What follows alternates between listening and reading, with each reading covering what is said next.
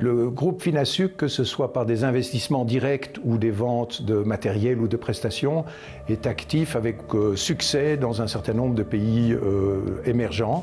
Alors historiquement, nous sommes présents depuis longtemps en Afrique centrale, mais nous avons eu des expériences dans certains pays asiatiques qui ont été très positives.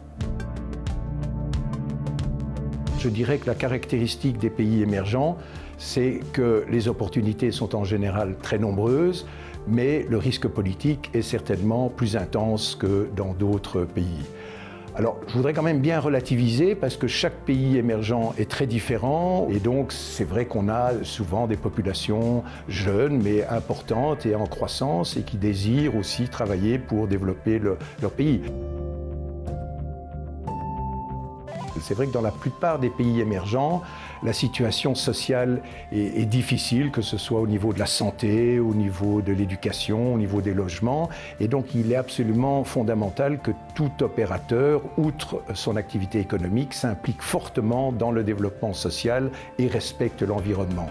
Je pense que c'est la seule manière d'être accepté et de s'impliquer à long terme dans ces pays.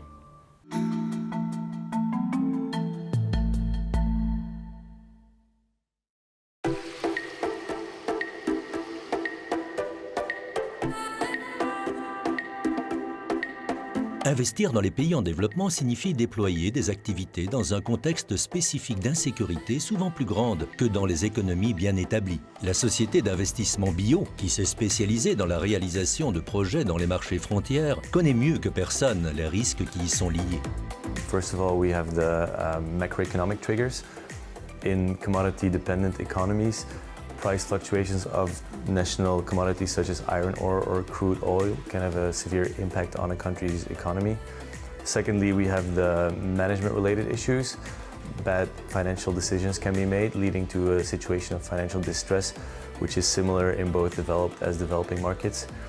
Thirdly, we mainly invest in countries which are less equipped to deal with the fallout of external events, such as natural disasters or epidemics.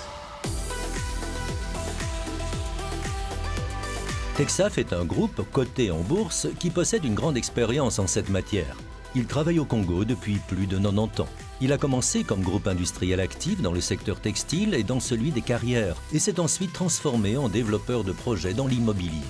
Texaf montre comment les entreprises gèrent les risques dans les marchés frontières et s'adaptent avec succès à des circonstances changeantes. Oorspronkelijk Textiel Africain, grootste textielbedrijf uit Afrika. Wij hadden destijds 100.000 katoenboeren die voor ons werkten. Dat is allemaal ineengestort. We hebben een nieuw model moeten uitvinden. En echt uitvinden. En we zijn begonnen met vastgoed. En dat is vandaag het businessmodel van Texaf. Zeer stabiel. Inkomsten in deviezen. En we blijven jaarlijks een 6 à 8 miljoen euro investeren. Bio investit dans de nombreux projets locaux dans des marchés frontières. La collaboration avec les dirigeants est importante dans les bons moments, mais aussi dans les mauvais. Quand des problèmes surgissent, un Special Operations Committee intervient avec la mission de remettre l'entreprise sur les rails. Ce fut le cas, par exemple, pour une entreprise fournisseuse d'œufs d'Afrique de l'Ouest qui était touchée par un virus. So what we did is cooperate with the local national government to embark on a program of technical assistance in which the sanitary conditions of the company were improved. Additionally, we executed a restructuring based on the company's financial projections. Where we are right now is that the loan has been almost repaid. The company is performing well and we did not incur any losses on this.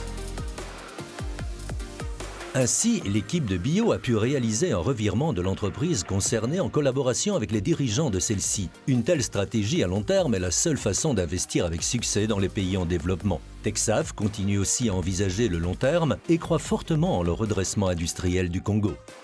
Wij zijn daar, we blijven daar. We doen ons werk en we wachten op betere tijden. Maar als ik bekijk naar de omringende landen zoals Tanzanië, Rwanda, Oeganda, hoe dat die mensen het goed doen, dan kan het niet zijn dat Congo 80 miljoen inwoners, Kinshasa 12 miljoen inwoners, dat dat zo blijft. Dat kan niet.